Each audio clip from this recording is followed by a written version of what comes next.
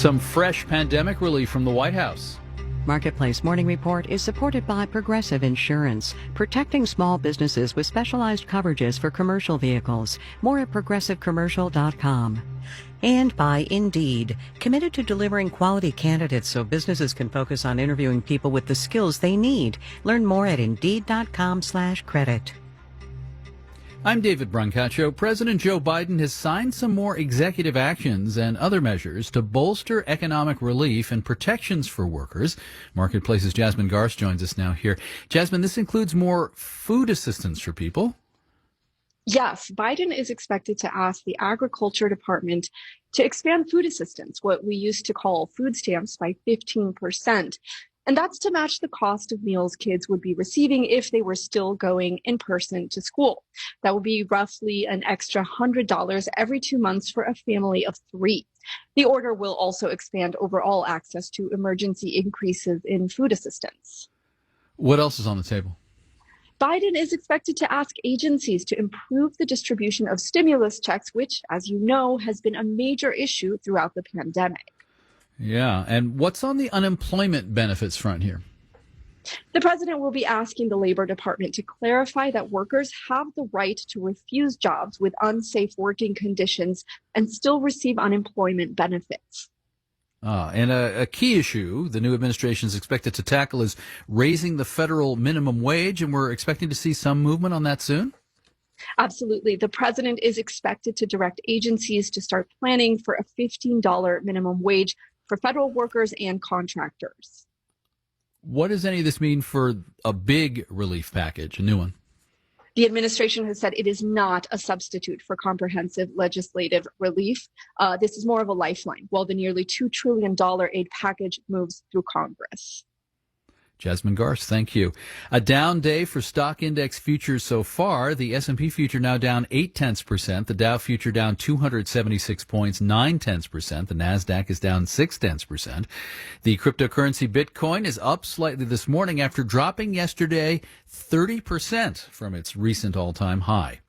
Google says it could withdraw its search engine from Australia if the country pushes ahead with attempts to make it pay media outlets for their news content. The government in Canberra says the planned reforms will raise money for struggling publishers to continue journalism in the public interest, but Google and other tech giants believe such laws would set a bad precedent. From Sydney, Shema Khalil reports. Google, Facebook, and other big tech firms have been resisting proposed legislation which will force them to negotiate with Australian news outlets over payment for the content which appears on their platforms. Google's threat to remove its search engine from the country is its most severe yet. The company's managing director in Australia, Mel Silva, told a Senate hearing that the laws were unworkable. If this version of the code were to become law, it would give us no real choice but to stop making Google search available in Australia. The Prime Minister, Scott Morrison, said lawmakers would not yield to threats. The government has argued that because the tech platforms gain customers from people who read the news, they should pay newsrooms a fair amount for their journalism. The BBC's Shema Khalil.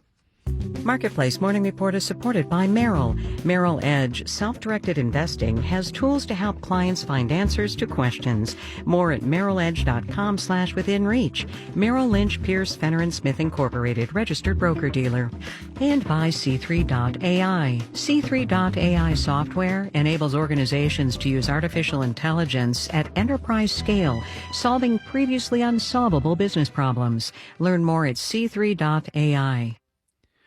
Battered arts organizations are hoping for more love from the Biden administration. For now, there's $15 billion in grants in the latest COVID relief bill for concert venues, including music clubs, movie and live theaters, including Broadway and more. Many are closed and looking for ways to survive 2021. Marketplace's Nancy Marshall-Genzer takes a look. First in line for the grants, businesses and venues whose revenues have dropped by more than 90%. Chris Johnson would qualify. He owns 15 movie theaters in Illinois and Wisconsin. We're down 99.5%. We're waiting to get back open. All of Johnson's theaters are closed now. He's hoping to reopen in February or March with the new Tom and Jerry movie, followed by Marvel's Black Widow. We have unfinished business. if it's released by then. In the meantime, Johnson will continue opening his theaters for private events. Last year, a dance school showed a video of a recital that parents would normally watch live. Actually, it was kind of funny because they got to watch it in recliners. Johnson is also charging up to $250 a day for personal messages on his theater's marquees. Happy birthday, love, the kids or whatever it is. And people are doing messages to their dogs. But Johnson says he still needs a grant for rent, payroll, utilities. Audrey Fix Schaefer works for IMP, which owns several live music venues in the Washington, D.C. area. All have been closed since last March, and she has no idea when they'll reopen. If I had a crystal ball, it would be in shards of glass at my feet right now. Fix Schaefer is hoping for some outdoor shows this summer, moving indoors by the end of this year. But even after live venues are allowed to reopen, Fix Schaefer says it'll still take a while for them to book bands. There's so many intricacies in it that it will be 3 to 5 months. During that time, they'll keep losing money. Colorado State Arts Management professor Michael Seaman says that would be a continuation of last year.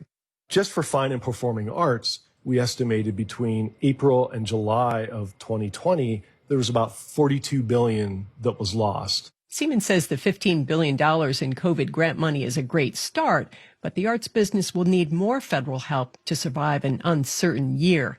I'm Nancy Marshall-Genzer for Marketplace.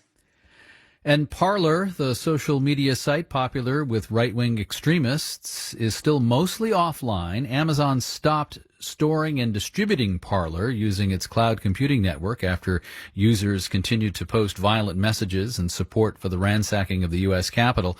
A federal judge yesterday turned down a bid to force Amazon to restore Parler. However, the judge did say there are substantive underlying claims against Amazon that have to be evaluated. However, these didn't rise to a level that would prompt an immediate court order.